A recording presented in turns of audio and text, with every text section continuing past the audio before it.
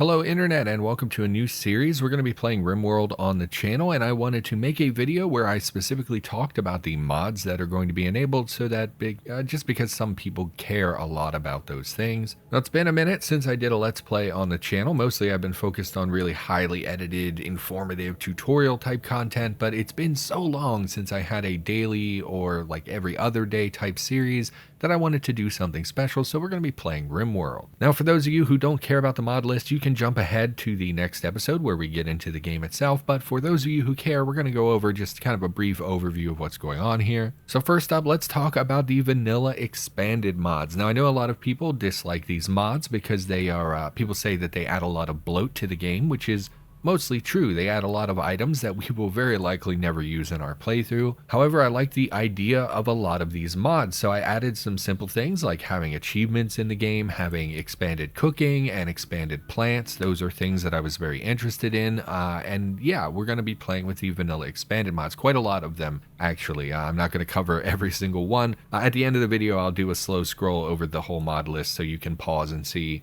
each one if you want to look at them, but mostly it is focused on crops and weapons. Those are the things that we added the most. There are also expanded factions as well from the vanilla expanded series. Now in addition to that, we have quite a few just sort of quality of life mods. This includes things like deep storage. I was very hesitant to add this to the game, but we'll talk about it once we get into the game. Basically, people complained about the way that my base looked when I shared it on Discord, so I installed deep storage so we can keep things a little bit more organized. I also added all of the rim races mods, which adds 4 new races to the game. I wanted a lot more races to be added to the game, but there just aren't that many mods for it. Actually, that's not true. There are quite a few race mods for this game, but most of them are basically like, hey, you like anime ladies, right? Well, this race is anime ladies, and I didn't feel like that fit with the vanilla game. So I didn't add any of those vanilla ladies mods. I did at one point test out the monster girl mod, thinking like, oh, it adds a bunch of monster girls, but there's a little bit of some creepy stuff going on with that mod, so I didn't want it in my Let's Play. Other than that, it pretty much is just a lot of quality of life stuff. And at this point, I'm going to shout out Spooky the Bee. They are a Twitch streamer who plays Rimworld on their Twitch channel, and they're also part of the Cataclysm Discord. So when I went on and I said, hey, I'm having a little bit of trouble finding mods that improve the quality of life in this game, Spooky the Bee then provided me with quite a long list of quality of life mods. I picked through them one at a time, and I chose the ones that I wanted to have. So for instance, we installed the simple sidearms mod. What this does is allow our colonists to carry sidearm weapons, so they can actually have a main weapon and a sidearm as well. This allows us to very quickly switch from ranged into melee as enemies would encroach upon us, things like that. We also have things like stackable chunks, we have more linkable furniture, we have the ability for multiple people to construct the same object all at once. RPG style inventory makes things look a little bit nicer, just stuff like that. And again, I'll provide the entire mod list at the end here. And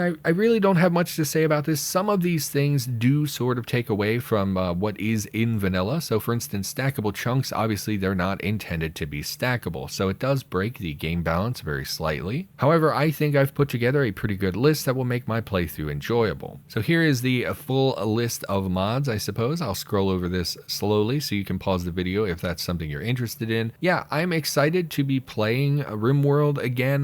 Last time I played it on the channel, things did not go super well. I got a lot of negative feedback about how I play the game, and really just people being mad at me and saying pretty horrible things in the comments, so I'm hoping we don't experience a lot of that this time around. But I really needed to take a break from the tutorial content that I was making. It was very slow, tedious work, and I just wanted something fun and easy, and I wanted something for my audience who have been around for a while to have a place to go every day and say, hey, I'm going to watch the unicorn play Rimworld. You know, I just wanted that kind of daily camaraderie connection to my audience, so that's what we're doing. So I know this will not please everyone. In fact, the views on this channel will be very, very small for this series, but I'm doing it anyway. It's less about the views and just more about doing something different. So anyway, I think that concludes this mod intro type video here. Anyway, with that, everyone, thank you for watching this video. I hope you enjoy this series as it starts to come out. I've been making a conscious effort to try and and make more jokes in the series, so it's not just us.